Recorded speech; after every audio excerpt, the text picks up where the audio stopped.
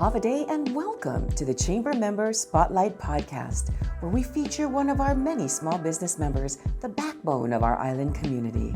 They provide much needed services and products, employ our residents, pay taxes, and give back to our community in a number of ways. We're so glad you joined us today. My name is Catherine Castro, your host for the Chamber Member Spotlight Podcast. We are excited to feature our member, Jaded Cure, represented today by Jaedeen Perez, one of the co-owners. Hafaday Jaedeen, welcome to the podcast. Hi, thank you for having me. Well, we're so excited. We're so sorry that Kirsten Katahay, your partner, your business partner, couldn't be here today. And we understand that she is influencing our young people. Yes, she is. She is at a career day. Oh, today, fantastic. so Mm-hmm. you guys get me. I'm so excited because, I always encourage our business members to go out and touch our youth, right? Yeah. To get them to be excited about going into the workplace, right? And that there's so many opportunities, right? That they can do after they graduate, right? They can go into different types of skills, take the talents that they have, and be able to make a living from it, right? Yeah, definitely. So thank you so much for doing that and reaching out to our youth. Yes, we love our career days. Yes, of course. So Jaded Cure. I mean, we were talking offline before we got started. I really love the name of your company, right? Thank you. Can you tell the listening audience, how did you come up with the name? So my name is Jaedeen. My business partner's name is Kirsten. So Jaded and Cure is really just a play on our names. When it popped into our heads, we're like, wait, that sounds so good. We're going to use that. We like it. And that's really how it came to be. Fantastic. So our listening audience, if they don't know what Jaded Cure is, how would you talk about your company? How would you? So Jaded Cure is an aesthetic studio. We offer an array of services. We do facials, we do waxing, we do lashes, we do like skin tag removal. So we do a bunch of stuff. So we have a pretty extensive service list. Fantastic. Yeah. So is this by appointment? Yes, we are by appointment only. We opened during the pandemic, so we really everyone was doing by appointment only at that time, right? And I think we just stuck with that. Yes, so and it works for you. It does. And you have a loyal clientele and it works for them as well, right? So, what are some of the common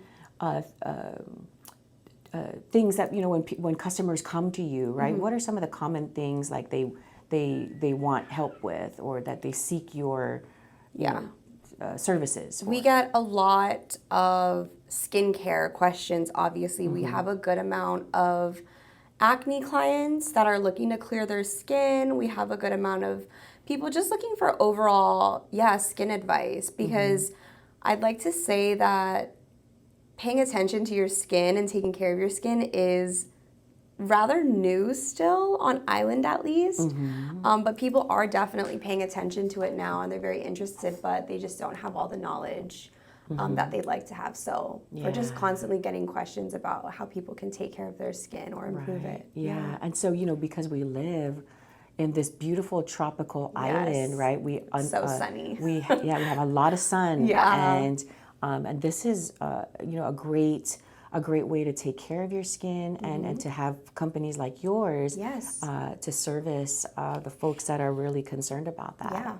So what are maybe some tips that you would tell folks about? Like, what are some of the things that is easy, like one of the first steps that you should do in taking care of your skin? So I always tell my clients who are using nothing at all and that they're like, okay, I want to start, but maybe I'm not interested in buying like the whole thing, like the whole 5-step, system. I'm like, if you are going to start with one product, it should always be sunscreen. So SPF is the most important step in your skincare routine. And I like to tell my clients, if you're not using SPF, then nothing else that you're using really matters. 80% of our skin's aging process is caused by the sun. So if you're not protecting your face from the sun every day, all those other ingredients that you're putting on your skin don't really make too much of a difference. Yeah, so that would be my number one recommended item is getting a good sunscreen that you like. Yes, you know, I have to say that is one of my regrets, right? Growing up as a kid here, I never It was used never, to that really was not a worry thing. too much about sunscreen. No, And but my, it's not just you. It wasn't a thing. Yeah. I mean, you just went out and, you know, played out in the sun and exactly. enjoyed the sun. Exactly. And now, it's only you know, if you go to the beach, right? Right. Maybe then you'll put sunscreen on. Right. I'm not going to the beach. What do I need sunscreen for? Exactly. So now I'm paying for it. But anyway. You look great. Okay, thank you.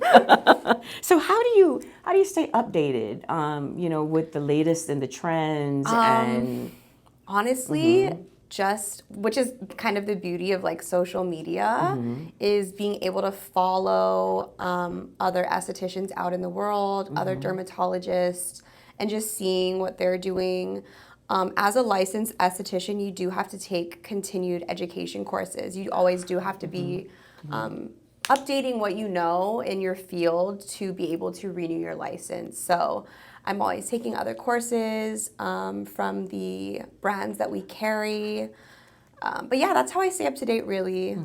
I mean, it's an ever-changing and growing industry for sure. For sure. And one of the things that I found a little bit disconcerting, and maybe you know, we can talk about that a little bit, is the young folks, like I want to say about the little tweens, like 11 and 12, they're getting into skincare. And they have great skin. Yeah. Does that impact them later in life? So I guess because I have been seeing a bit of like discourse on that as well, and it's not necessarily them using skincare, but they're using skincare that is meant for older people. So, for example, retinol is something that you'd start using maybe in your mid to late 20s. And it can be used incorrectly. And that's what I'm seeing is like the scary part of the youth using skincare is they absolutely do not need to be using that. Exactly. And at that age, they're also just not properly informed and they're just kind of impulse buying because they're seeing someone else bought it who's probably a lot older than them with again, that's like probably the downside of social media, right? Is they're seeing all these people that they look up to purchasing these products and raving about them and saying they're so good, but you know, a 12-year-old has to keep in mind that her skin is not the same as a 30-year-old's skin. Exactly. So I definitely think it is a little bit scary to see, it's very scary to see, you know, young kids using retinol on their skin so early. But I don't think we should necessarily steer them away from caring about their skin altogether because, you know, right when puberty starts, that's when a lot of people start experiencing acne. So it's so important for them to take care of their skin and to be cleansing their skin if they play sports, to be washing their face after every practice or every game and not letting their skin sit that way. But definitely letting them know that there are products that they do not need to be using at this age, and they should absolutely be waiting because they don't want to damage their skin or compromise their skin barrier or things like that. Exactly. So a note to all of our parents and guardians out there to, you know, talk to your kids about that sort of thing. So, you know, we are always looking at how we can enrich people who are interested in starting their business, right? And you're a young entrepreneur, you and your partner are young entrepreneurs. What's some advice that you would give to somebody who is interested in starting their business? Wow. It was a hard time for me for sure because like I said, we opened in the pandemic. So, I mean, I guess the biggest piece of advice I would have is to just stick with it. And it may seem like a lot because it absolutely is. Owning a business is not easy, but to just stick with it and have really supportive people on your team, you know, that are willing to like help you in the ways that they can and just be supportive because that's the biggest part of it is just committing and getting it done. And to not think too much about everything that could go wrong, you know, just kind of being like, I want to do this and I'm going to put my all into it and then giving it your best. And really that's all you can do. What was the most challenging thing? Was it going through the the government permitting? Was it Yeah. Okay. It was definitely the getting the permits because, again, it was during COVID, so everything was so backed up. Yes. Because, with everything being closed for a long period, all these other businesses that needed to get things back up and running, it wasn't just us. And these are businesses that are already open that needed to do whatever they needed to do. So I would say that was probably the hardest aspect for us, was getting everything done in a timely manner. Everything was very drawn out. Even our grand opening was pushed back because we all got COVID. Oh my So goodness. yeah, we had our grand opening. We all got COVID that day. So the actual opening had to be pushed back. So Sure. it was it just took a lot longer than I think it would have if there wasn't a pandemic going on. Got you. Yeah. Got you. So what's a typical day for Jaedeen? Oh, a typical day is For a young entrepreneur very who owns busy. her own business. Very busy for sure. Yeah, I'm pretty booked from start till the end of my day. We are open. Our official business hours are Tuesday through Saturday, 10 to 5. My hours are a little bit different, and I allow my staff to have kind of make their own hours as well, as long as they're in there at least 5 days a week. But I do have a daughter, so I have to pick her up on certain days that I don't have her grandpa to help me. Sure. So I am off a little bit earlier on some of those days, but for the most part, anytime that I am in studio, I'm working from start to finish. Yeah. So what does that look like? Does that is that like a coffee in the morning, a Danish, or run through the drive-through? Yeah. Is it a meal prep in the evening prior to? Like, what does that look like I for wish you? I could tell you I had a routine. Wouldn't that be nice? I am winging it most days. I'm like, listen, I got to get my kid to school, and then everything else is just winging it. Okay, so you're normal. I'm normal. Maybe even below. The average person probably has their life way more together than I do. Yeah, there are days where I feel like I'm just not gonna make it through without a coffee. So I'm like running down to. I mean, we work right near Vinnie's Mart. We're located right near Vinnie's Mart, so Vinnie's Mart probably fuels my life.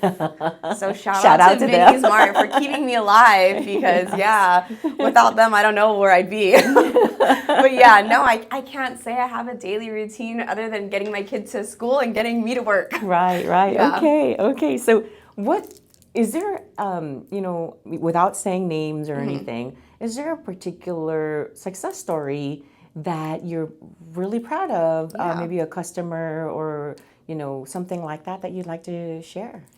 I mean, I think my favorite success story just has to be my business partner. She's such an inspiration to me, and she's definitely the reason I'm with Jaded Cure today. She's the reason I have the courage and the drive to do a lot of the things I do. She's just so fearless. She'd already had her own business going for a while before we opened Jaded Cure together, and she's opened several more since we've been together. So yeah, I would just say her. And we're the same age.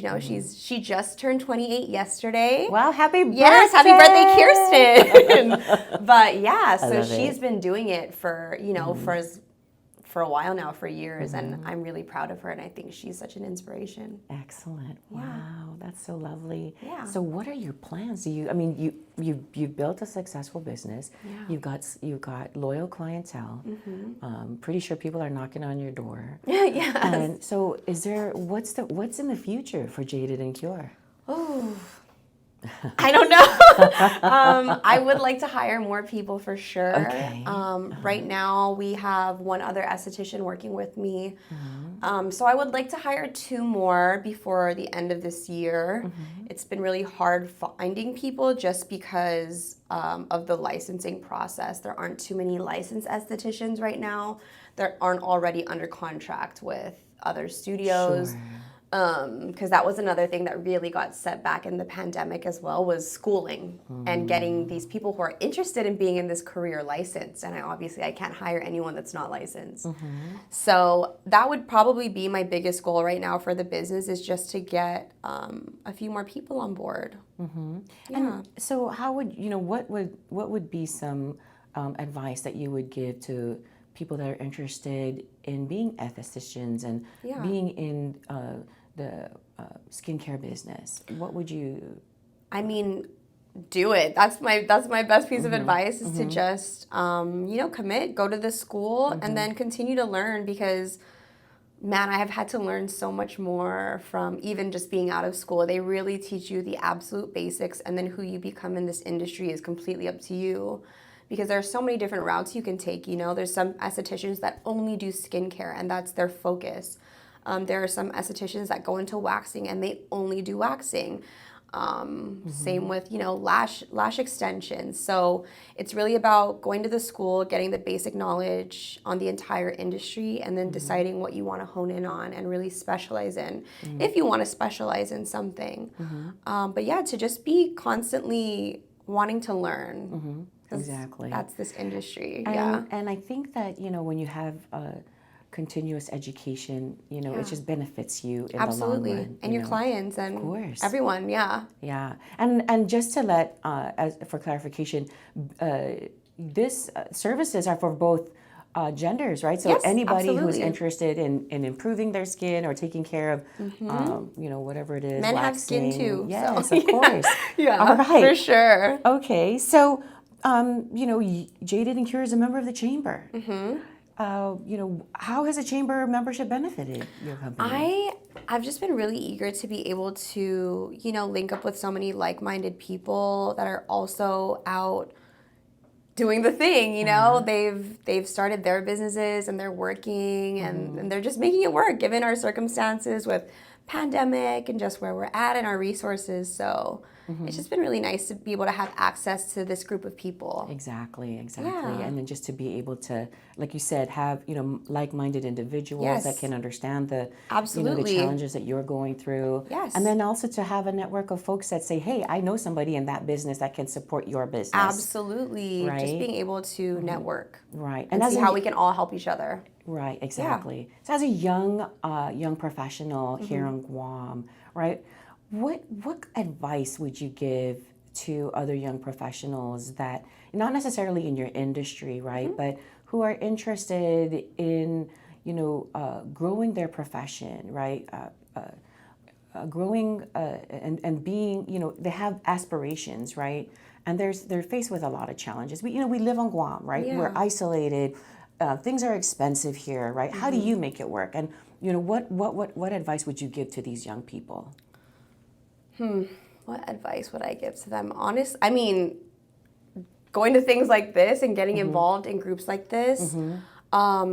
Department of Labor also has so many helpful things and resources for people interested in starting their own businesses and just on taxes, on opening up the business, on licensing and all that stuff. So just being good about looking around within the community to find information on how to put your aspirations into motion, Exactly. So so if you're interested in doing something, go out there and look for those resources. Absolutely, because it's not going to come to you. Definitely not. If you don't go out there and look for, those connections and look for that type of help, then unfortunately all you'll have is what you have, So just don't be afraid to go and ask questions, I guess. Don't be afraid to put yourself out there and introduce yourself to people and inquire about how to go about doing these things. Exactly. Yeah, I mean, I didn't know anything at all when I started doing this. So,